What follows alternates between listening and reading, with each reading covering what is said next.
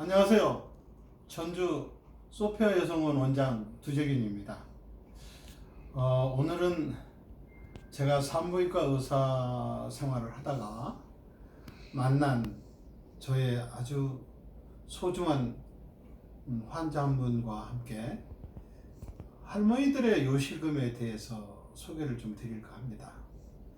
여러분 잘 아시다시피 요실금은 여러 가지 종류가 있지만 가장 대표적인 것은 배에 압력이 올라가서 그 높아진 압력이 방광을 눌러가지고 그 압력을 풀기 위해서 나오는 소위 복압성 요실금이라는 게 있습니다. 이것은 역시 임신과 출산의 결과가 대부분이죠.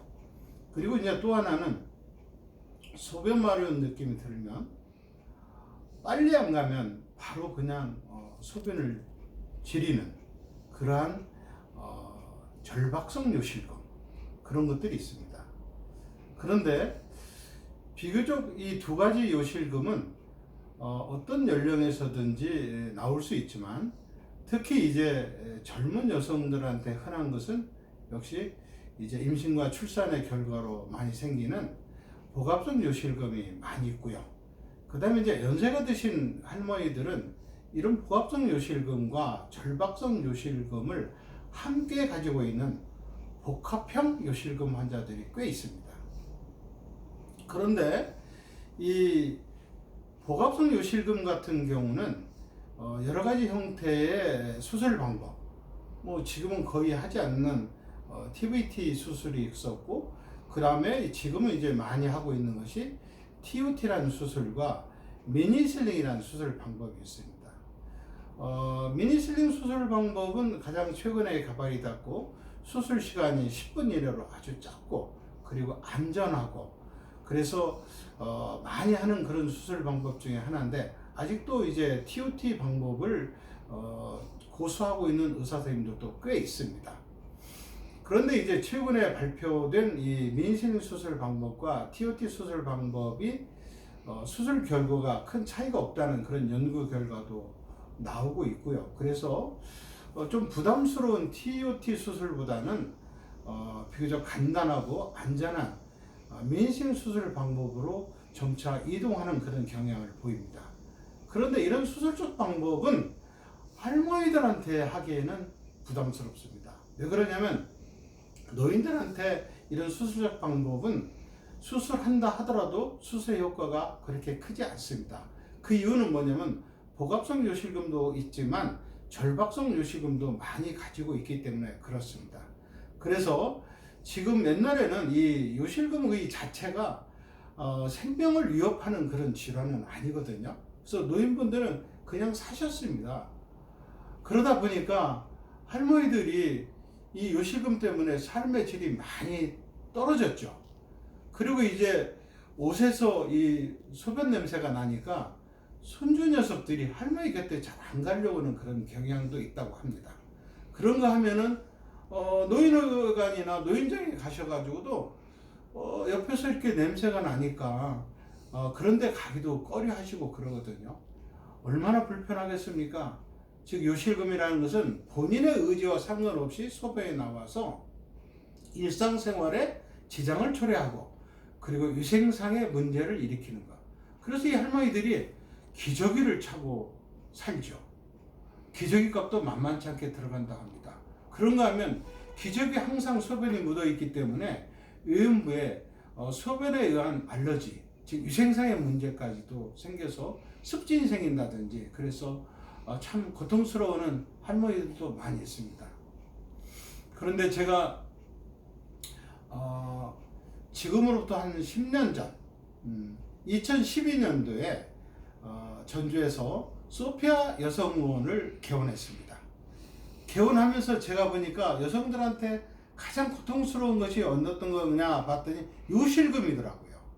그래서 젊은 여성들한테는 미니슬링에 의한 수술 방법 쪽을 많이 적용을 하고 있고 할머니들을 어떻게 할까 고민하는 차에 포토나라는 회사에서 만든 이 요실금을 치료하는 레이저가 있습니다. 인티마 레이저라는 것이 우리나라에 수입이 됐는데 많은 선생님들이 아니 무슨 레이저를 가지고 요실금을 치료해? 그렇게 얘기했습니다. 저 역시 뭐 레이저 가지고 과연 요실금이 치료할까? 그렇지만은 할머니들한테 적용하는 이 레이저 치료는 정말 제가 볼 때 딱이라고 생각을 했습니다.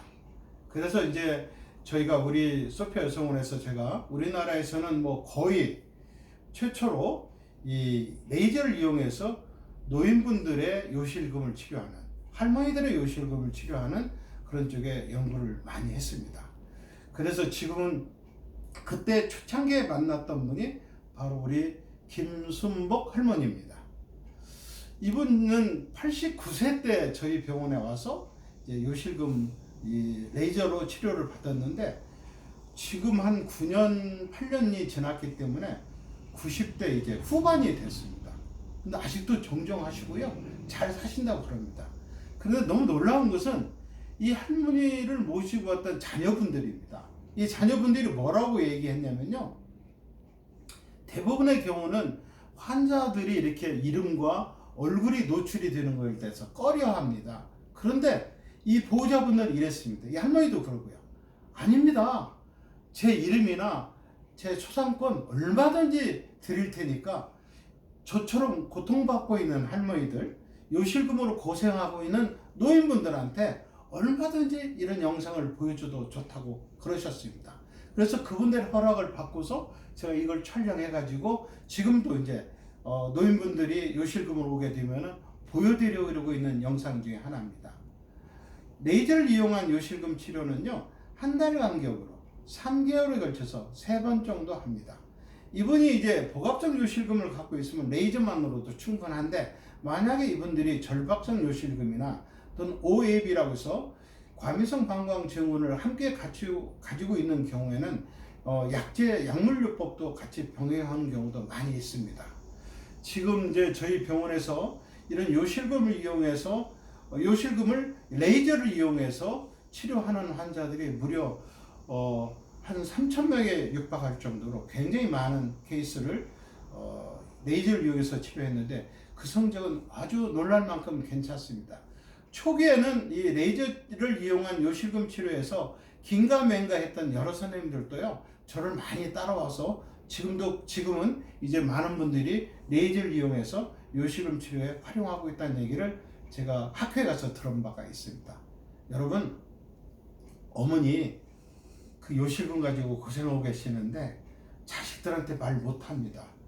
특히 그러다 보니까 따님한테는 쉽게 얘기하지만 아드님들한테는 얘기하기가 꺼려하고 또 설령 또 며느리한테 얘기하기도 참 그렇다고 합니다. 한번 너짓이 소변 냄새가 난다면 효도하십시오. 어머니 저랑 같이 병원에 가서 요즘에는 의학이 많이 발달해서 수술하지 않고도 레이저로 요실금을 치료할 수 있는 시대가 됐다고 합니다.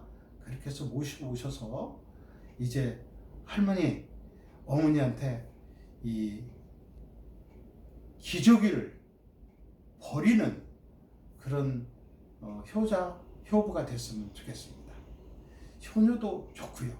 우리 병원에 할머니들을 따님들이 많이 모시고 오는데 이제는 아드님도 며느리도 같이 모시고 와서 할머니들의 삶의 질을 높이는데 우리가 함께 노력했으면 좋겠습니다. 이상 전주 소피아 여성원의 두재균 원장이었습니다. 감사합니다.